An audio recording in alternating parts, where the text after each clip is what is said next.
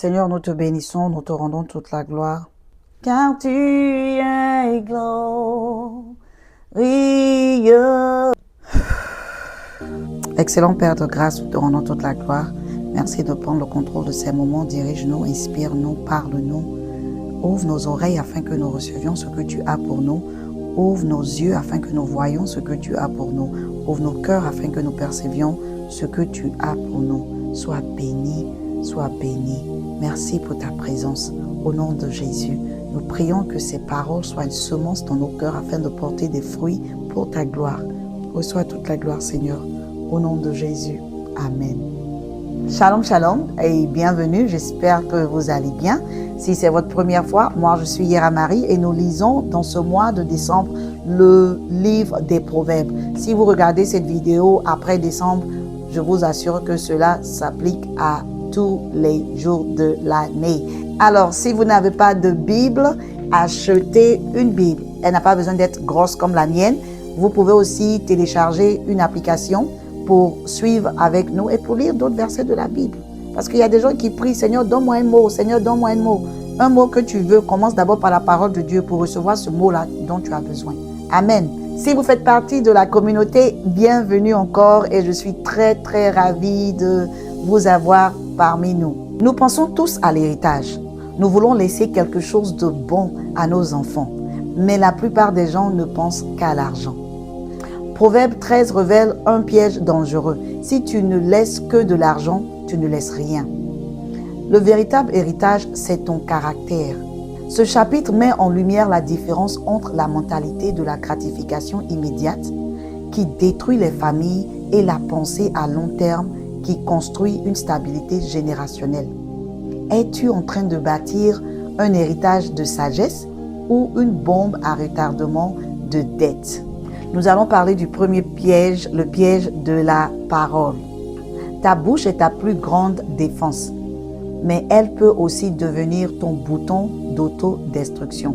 Nous voyons ici beaucoup que Salomon nous dit c'est ta bouche, oh ta bouche. Hey Seigneur, délivre-nous de cette bouche qui parle beaucoup, qui nous détruit nous-mêmes.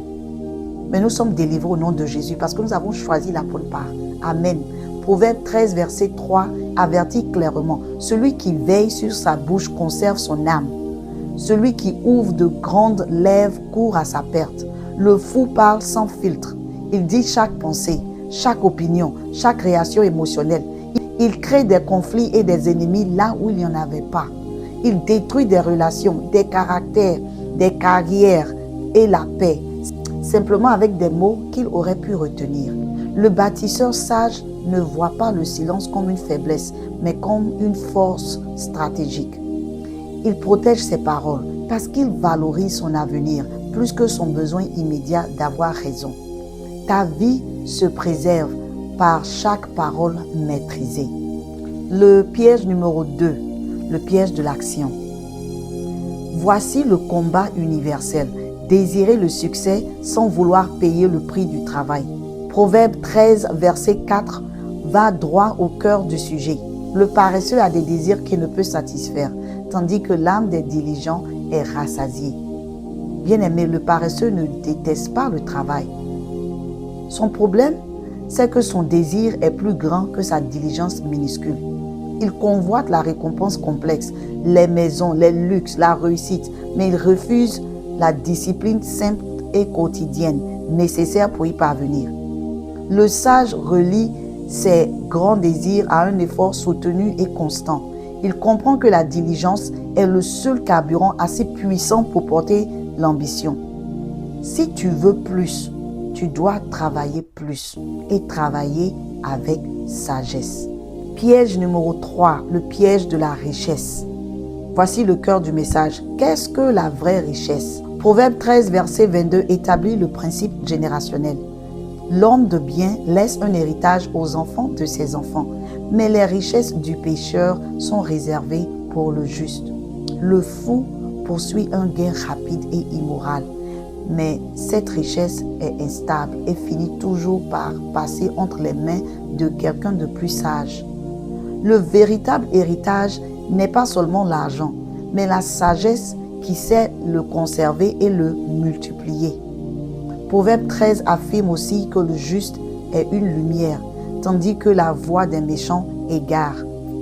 Tes choix sont soit une carte, soit un champ de mine pour ta famille. Si ta richesse repose sur un caractère douteux, ce caractère et non l'argent est ce que tu transmets. Bien-aimé, est-ce que tu guides ta famille vers la prospérité ou est-ce que tu lui donnes simplement de quoi tout perdre? En conclusion, choisis ton héritage. Proverbe 13 est un appel simple. Choisir l'héritage plus que le luxe. Chaque jour, tu choisis. Parler sans retenue ou parler avec sagesse. Désirer la récompense sans l'effort ou lier la diligence à ton ambition. Laisser de l'argent à tes enfants ou leur laisser un caractère solide. Le plus grand héritage que tu puisses transmettre est une fondation de vérité et de diligence. Commence à la bâtir dès aujourd'hui. Alors, je suis Yera Marie. Demain, nous allons lire Proverbe chapitre 14 par la grâce de Dieu. Rappelons-nous, nous devons rester enseignables, nous devons rester dans la prière et puis quoi encore? Exactement. Et laisser le Saint-Esprit nous guider. Merci et à demain par la grâce de Dieu.